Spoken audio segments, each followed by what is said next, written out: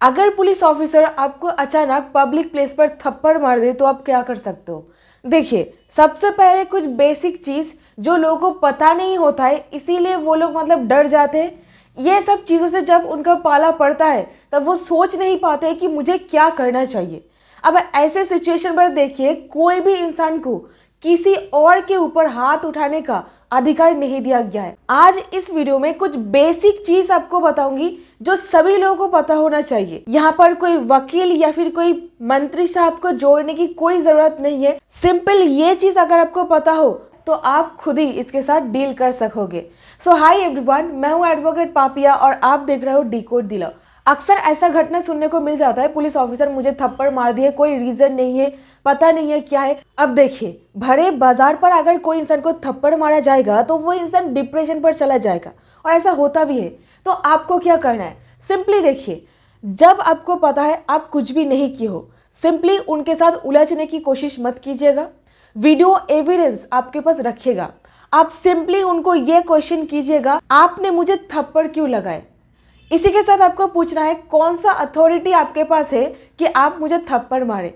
अभी police officer भड़केंगे, आपको पूछेंगे हम पुलिस वाले हैं, तू मुझे अथॉरिटी पूछने वाला होता कौन है? ठीक है ना, इस तरीके से। पर आपको शांत रहना है। हालांकि मुझे पता है शांत रहना इस सिचुएशन पर बहुत मुश्किल हो जाता है हर कोई इंसान के लिए, क्योंकि ध्यान में रखिएगा, हर एक पुलिस ऑफिसर के लिए उनका नौकरी बहुत प्यारी हो जाता है। ठीक है ना, तो जब भी आपके साथ कोई ऐसा सिचुएशन होएगा तो डजेंट मैटर आप किधर रहते हो, जहां पर ये इंसिडेंट हुआ है उसके आसपास के पुलिस स्टेशन पर जा करके उनके सुपीरियर अथॉरिटी के पास आपको एक कंप्लेंट दर्ज करनी है। ठीक है ना, रिटन कंप्लेंट दीजिएगा पुलिस कमिश्नर को। और यहाँ पर देखा जाता है पुलिस ऑफिसर थोड़ा बहुत कुछ एक्शन ले लेते हैं, या फिर आपको बोलेंगे या फिर जाने दो, छोड़ दो, मतलब इस तरीके से मैटर को रफा दफा करने की कोशिश किया जा सकता है।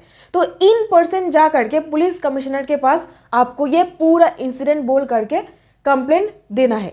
अभी यहाँ पर आपको कोई हेल्प नहीं किया जाता है तो आपके पास एक बहुत ही मतलब ब्यूटीफुल रेमेडी होता है। ये अक्सर देखा जाता है, काम कर ही जाता है। That is section 200 of the CrPC.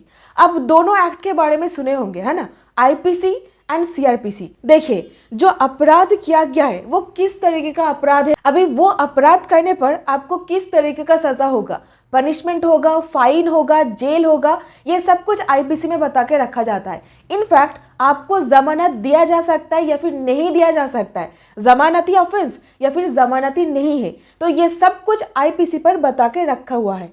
अभी किस तरीके से आपको जमानत मिलेगा, प्रोसेस क्या है, ये सब कुछ सीआरपीसी में बता के रखा गया है।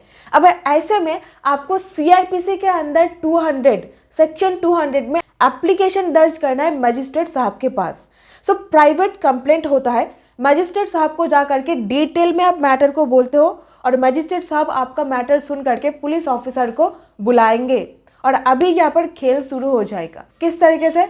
उनको आ करके यहाँ पर शोकॉज करना पड़ेगा। ठीक है ना, तो किस तरीके से इंसिडेंट हुआ, क्यों थप्पड़ मारा गया, सब कुछ उनको एक्सप्लेन करना पड़ेगा। अगर उनके पास वैलिड रीजन नहीं है तो मतलब आप समझो आपको 100% आपका जो अधिकार है उसको लागू कर दिया जाएगा। ठीक है ना, अभी इस सिचुएशन पर एक मिनी ट्रायल जैसा कंडक्ट किया जाता है।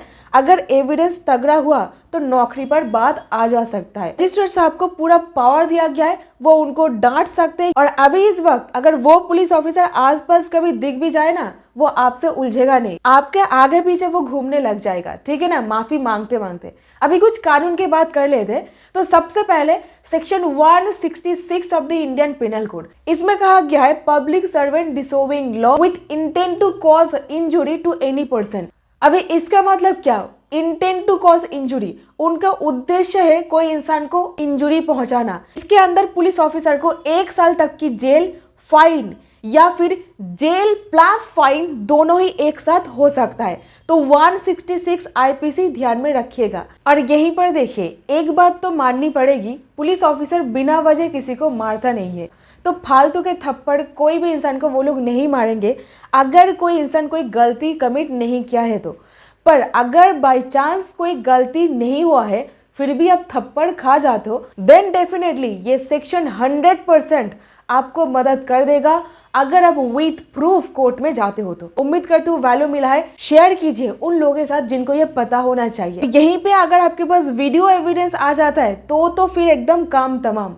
पुलिस ऑफिसर का जो बैच होता है यहाँ पर, तो नाम उनका पता कर लीजिए, कंधों पे जो स्टार होता है ना वो एक बार देख लीजिए। स्टार्स देख करके आपको पता चल जाता है कौन सा रैंक से वो है। अभी आप पहचानोगे कैसे? ऐसे ranks and insignia of Indian police officer. Police officers के कंधों पर इस तरीके से जो स्टार्स लगा हुआ रहता है उसको इंसिग्निया कहा जाता है। अगर 1 स्टार होता है तो असिस्टेंट सब इंस्पेक्टर, 2 स्टार होता है तो सब इंस्पेक्टर, 3 स्टार होता है तो इंस्पेक्टर, और अगर इस तरीके से होता है ये आईपीएस रैंक में चला आता है, ठीक है ना। और जनरली आईपीएस रैंक का कोई भी पुलिस ऑफिसर आपके ऊपर हाथ नहीं उठाएंगे। ये बेसिकली कांस्टेबल रैंक या फिर इंस्पेक्टर रैंक के ही पुलिस ऑफिसर करते हैं, देखा जाता है। इस तरीके से अगर 3 स्ट्राइप बना हुआ है तो हेड कांस्टेबल कहा जाता है, 2 स्ट्राइप बना हुआ है तो सीनियर कांस्टेबल, और कुछ भी नहीं है, ब्लैंक है, तो कांस्टेबल कहा जाता है। अगर इस तरीके से अशोक स्तंभ बना हुआ है तो एडिशनल सुपरिंटेंडेंट ऑफ पुलिस। इसी के साथ अगर स्टार भी बना हुआ है तो सुपरिंटेंडेंट ऑफ पुलिस, एसपी। तो कंधों पर नजर जरूर दीजिएगा। अब ये बाकी लोग ये आईपीएस कैडर के अंदर आ जाते हैं जिनको यूपीएससी क्रैक करना पड़ता है।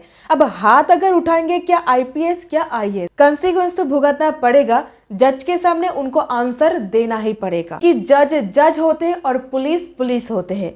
If you are bad then I am your dad. माननीय सुप्रीम कोर्ट ऑफ इंडिया भी इस चीज को सपोर्ट बिल्कुल भी नहीं करते हैं, ये बेवजह किसी के ऊपर भी हाथ उठा दे। और इसके ऊपर time to time supreme court guidelines भी बहुत पास किए हैं। इसी के साथ एक मेडिकल एविडेंस बनाइए। आप डॉक्टर के पास जाओ, आपके बॉडी के ऊपर कौन सा इंजुरी है वो डिटेल में लिखेंगे, वो आपको एग्जामाइन करेंगे। इसी के साथ एक और चीज देखा जाता है, पुलिस ऑफिसर अक्सर वही हॉस्पिटल पर लेके जाएंगे जहां पर उन लोगों का मतलब अच्छा रिलेशनशिप बना हुआ है डॉक्टर लोगों के साथ।